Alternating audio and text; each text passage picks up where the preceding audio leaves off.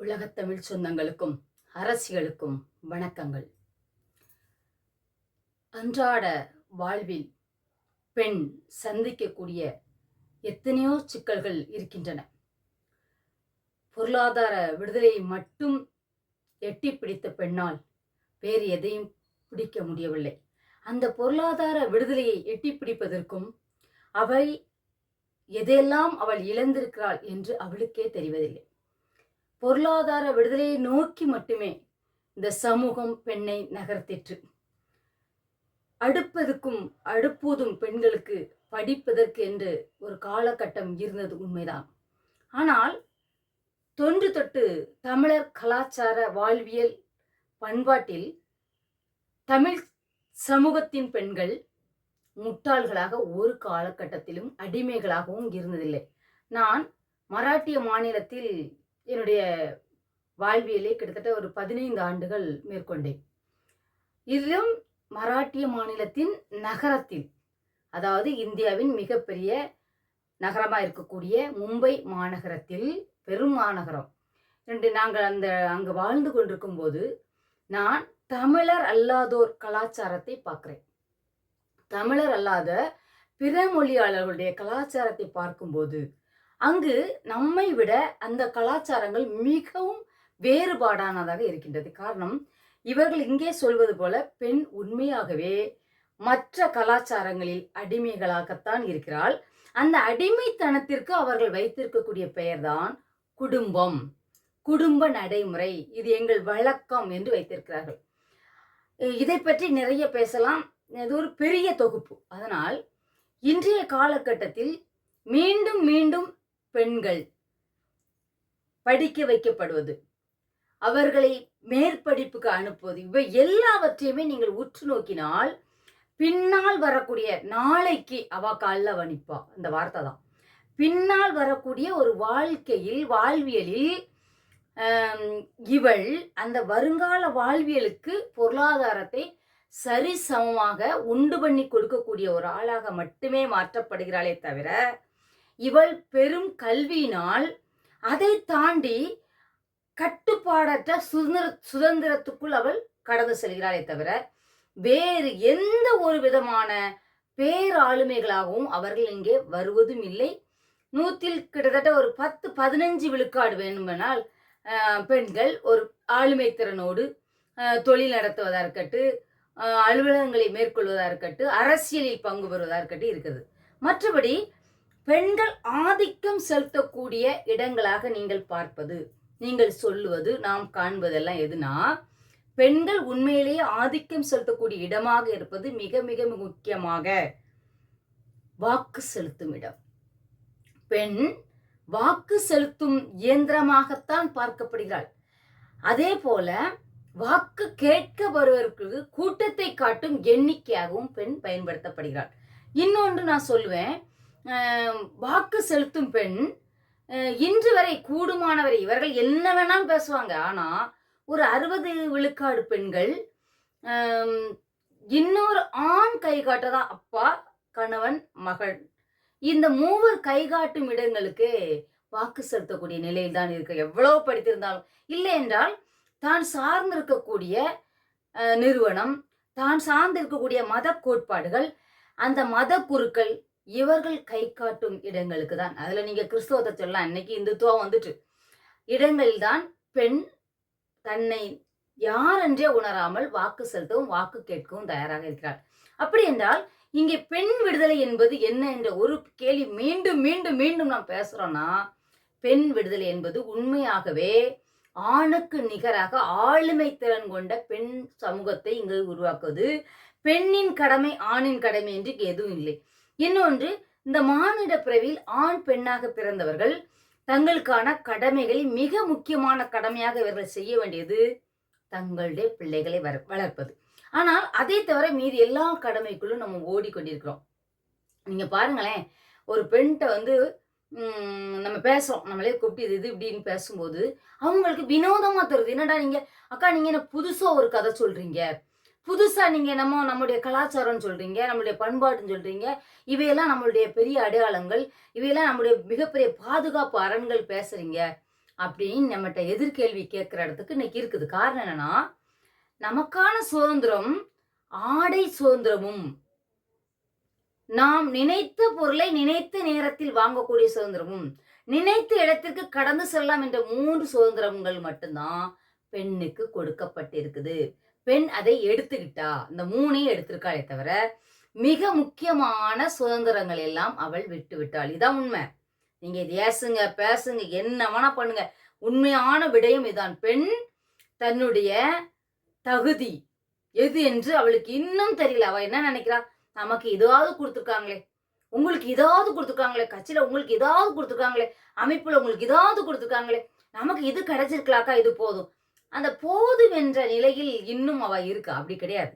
ஏன்னா மிக முக்கியமான பொறுப்புகளில் தங்களை நிலைநிறுத்தக்கூடிய திறனோடு பெண் வளர்க்கப்படும் போது, பெண் உருவாக்கப்படும் போது, பெண் உருவாகும் போது இங்கு ஆளுமைகளும் அதிகாரமும் அவள் கைகளுக்குள் வரும்போது சரியான சட்டத்திட்டங்கள் உருவாக்கும். காரணம்னா இங்க இருக்கக்கூடிய வாழ்வியல்ல மிக மிக உச்சமான ஒரு கொடூரம் என்னவென்றால், பெண் பாதிக்கப்படுவது. எல்லா வகையிலும் பெண் பாதிக்கப்படுவது. எதை எடுத்துக்கிட்டாலுமே. ஏன்னா நான் என்ன சொல்ல வரேன்னா, ஆணை போன்றே நாங்களும் இரவு நேரங்களிலும் நினைத்த இடங்களுக்கு நாங்கள் கடந்து செல்ல முடியும் என்ற ஒரு நிலையை உருவாக்க வேண்டும் என்றால் அது பெண்ணால் தான் முடியும். கடுமையான சட்டத்திட்டங்களை இங்கே உருவாக்காமல், தண்டனைக்கான சட்டத்திட்டங்களை உருவாக்காமல், மொத்த சமூகமும் யாராவது ஒருடைய கண்காணிப்பில் இருக்கிறது. முந்தி இருந்துச்சு. எப்படி இருந்துச்சு? எல்லோரும் ஊரோடு ஒத்து வாழ்ந்தோம். நம்மை ஊர் கண்காணித்தது, நம் பிள்ளைகளை ஊர் கண்காணித்தது, இந்த சமூகத்தை ஊர் கண்காணித்தது, உலகு கண்காணித்தது. இன்னைக்கு நாம் எல்லாரும் தனித்தனி தீவுகளாக வாழ்கிறோம். நாம் ஒற்றுமையாக இங்கே யாரும் வாழவில்லை. ஒரு ஊரில் 50 வீடுகள் இருக்கு. 50 ஊர்களாக அது இருக்கிறது. ஒரு ஊர்ல 50 வீடுகள் இருக்குன்னா, முந்தி அந்த 50 வீடும் ஒரு ஊரா இருந்தது. கூடுமானவரில் ஒரு 4 குடும்பமாக இருந்தது. ஆனா இன்னைக்கு குடும்பம் என்ற ஒரு நிலையே இங்கு இல்லை. எனவே நாம் கண்காணிக்கப்பட வேண்டிய இடத்திற்கு நம்மை கடத்தி விட்டோம். இங்க நம்மளுக்குள்ள ஒரு ஒற்றுமை இல்லாதனால, ஒருத்தர் சொல்வதை நமக்கு கேட்டுக்கொள்ள முடியாத கட்டத்தில் நாம் வாழ்வதனால், அரசு என்னும் இயந்திரம், அதிகார மையம் என்னும் இயந்திரம் சரியான வழிகாட்டுதலோடு நடக்கக்கூடியவர்கள் கையில் வந்தால் மட்டுமே இங்கே அனைத்து குற்றங்களும் முடக்கப்படும், உடைக்கப்படும், நொறுக்கப்படும், நீர்மூலமாக்கப்படும். கஞ்சா போதை வஸ்துக்கள்ல இருந்து எல்லாம் தளர்வாடமா நடமாடுதுன்னா, ஒருவருடைய பிள்ளை இங்கே நிற்கிறான் என்று அவனை இங்கே ஏன் நிற்கிறாய் என்று கேட்கக்கூடிய உரிமையை சக சித்தப்பன் தாய்மாமன்களுக்கே இன்று இல்லை. அப்படின்னா குடும்பம் என்று ஒன்று உடைக்கப்பட்டதின் விளைவாக, கட்டுப்பாடற்ற சுதந்திரத்தை பெண்களும் ஆண்களும் பயன்படுத்துவதின் விளைவாகத்தான் இத்தனை கொடூரமான சம்பவங்கள் நாட்டில் நடைபெறுது. எனவே நமக்கு என்ன சுதந்திரம் தேவை என்ற ஒரு புரிதல் முதலில் பெண்களுக்கு வேண்டும். அதாவது இன்று நாம் பேச துவங்குகின்ற இந்த விடயங்கள் நாளைக்கே பலன் தருமா? நீங்கள் நாளை இல்லை, இன்று நாம் பேச தொடங்குகின்ற பொருள், இந்த கருத்தாக்கம் காலப்போக்கில் இன்னும் மெருகூட்டப்பட்டு நிச்சயமாக ஒரு நிலை வரும்போது இந்த கருத்தாக்கத்தின் நாளைக்கே பேசிடுவாங்க. எப்பவுமே நம்ம மக்கள் இந்த சாதிவாரி கணக்கெடுப்புலாம் நம்ம முதல்ல 10 வருஷத்துலேயே சொல்லுவோம். சாதின்னு சொல்லுவோம். அதாவது தமிழ் குடி அடையாளங்கள் பற்றி பேசும்போது அதை பற்றிலாம் பேசக்கூட சாதி அழிச்சோம். ஏன்னா சாதியை நோட்டு புத்தகத்தில் தான், நம்முடைய காகித தாளில் தானே பென்சிலால் எழுதப்பட்டிருக்கு, மை கொண்டு எழுதப்பட்டிருக்கு. அது உடனே அந்த அழிப்பானை வச்சு ரப்பரை வச்சு அழிச்சிடலாம். கிடையாது. இங்கே மக்களுக்கு ஒரு புரிதலை உருவாக்க வேண்டும். அந்த புரிதலை உருவாக்குகிற நிலையில் இங்கே யாருமே இல்லை. இந்த சமூகத்தை உடைக்கின்ற வேலையை எவன் செய்தால் முதலில் அதான் குற்றம். ஒருத்தன் சாதிய பெருமை பேசுகிறான், ஒருத்தன் சாதிய இழுக்கு பேசுகிறான் என்றால் இரண்டுமே குற்றம். அப்படிப்பட்ட நிலையில் கடந்து செல்லணும்னு நம்ம பேசும்போது எல்லாரும் என்ன சொன்னாங்க? அப்பெல்லாம் உண்மை இல்லைனாங்க. திடீர்னு இப்போ 2 வருஷம் முந்தி சாதி வாரி கணக்கெடுப்பு தான் ஒரே தேர்வு, குடியடையால் வருவீங்க. அதாவது நாம் பேசுகிறதைத்தான் நீங்கள் தொடர்ந்து பேசணும். அதுக்கு தான் பேசுறேன். என்னன்னா, இனி உங்களை விமர்சிப்பதோ, யாரையும் உங்களுக்கு அறிவுரை செல்வதற்கோ எங்களுக்கு நேரம் இல்லை. அவ்வையின் காலம் தொட்டு நாங்கள் அறிவுரை சொல்கின்ற இடத்தில் மட்டும் இருக்கின்றோம். நாங்கள் அறிவுரை சொல்கிற இடத்திலிருந்து நகர்ந்து ஆளுமை செய்கின்ற இடத்திற்கு வர வேண்டும் என்றால் நிறைய வேலை திட்டம் போட்டு செய்யணும். அதற்கான திட்டங்களை நாங்கள் வகுத்து நகரத் தொடங்குகின்றோம். என் அருமை தமிழ் சமூகம் இத புரிஞ்சுக்கிடணும். ஏன் இத சொல்றாங்க? ஏன் இத சொல்ல வராங்கன்னு நீங்க தெரிஞ்சுக்கணும். நிறைய உங்களுடைய நேரங்களை காணொளிகள் பார்ப்பதில் பயன்படுத்துறீங்க. இது நிச்சயமாக நாளைய தலைமுறைக்கு மிக மிக தேவை என்பதை என் அருமை தமிழ் அரசிகள், என் அருமை பெண்கள் நீங்கள் முதலில் புரிய வேண்டும். ஆசிரியர் பெருமக்கள், வங்கி பணி செய்வோர் இதை நீங்கள் கடத்துங்கள். காரணம், நீங்கள் கொடுக்கின்ற அறிவு, ஆசிரியர் பெருமக்கள் கொடுக்கின்ற அந்த அறிவானது இந்த சமூகத்தின் வளர்ச்சிக்கு உதவ வேண்டுமே தவிர மேலை நாட்டு நாகரிக வளர்ச்சிக்கும் தமிழ் கலாச்சார அழிவுக்கும் நம்முடைய பாதுகாப்பு கேள்விக்குறியாவதற்கும் பயன்படக்கூடாது என்பதை என் அருமை ஆசிரியர் பெருமக்கள், ஆசாய் நெருங்கி இருக்கின்ற என்னுடைய அரசிகள் நீங்கள் முதலில் உணர வேண்டும். அப்படி நீங்கள் உணர்ந்து எழுந்தால் மட்டுமே இந்த விடயங்களை நாம் சரி செய்ய முடியும். நமக்கு யார் தேவை? நமக்கு படித்து கற்றோர், வேலை பார்த்து பணி நிறைவு பெற்றோர், இவர்கள் எல்லாம் சேர்ந்தான் இந்த விடயங்களை நாம் மெருகூட்ட முடியும் என்பதில் நம்ம தெளிவா இருக்கோம். ஏதோ காணொளிக்காக பேசுகிறதா யாரும் நினைக்க வேண்டாம். இப்போதைக்கு எங்களுக்கு மேடைகள் இல்லை. மேடைகளை உருவாக்கும் இடத்தில் இப்போதைக்கு நாங்கள் இல்லை. எனவே இந்த வலைதளத்தையே நாங்கள் மேடையாக பயன்படுத்தி தொடர்ச்சியாக பேசி வருகின்றேன்.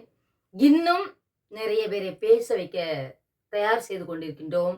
மாவட்டம் தோறும் இந்த அரசிகளை கொண்டு தமிழ் சமூகத்தை பண்படுத்தும், திரும்பவும் நம் கலாச்சாரத்தோடு சேர்ந்த வாழ்வியலுக்கு நம்மை எடுத்து செல்லவும், இன்னும் அதிக பெரும் பேராளுமைகளை எல்லா துறைகளிலும் பெண் பேராளுமைகளை அரசிகளை உருவாக்கவும் திட்டமிட்டு நகர்வோம்.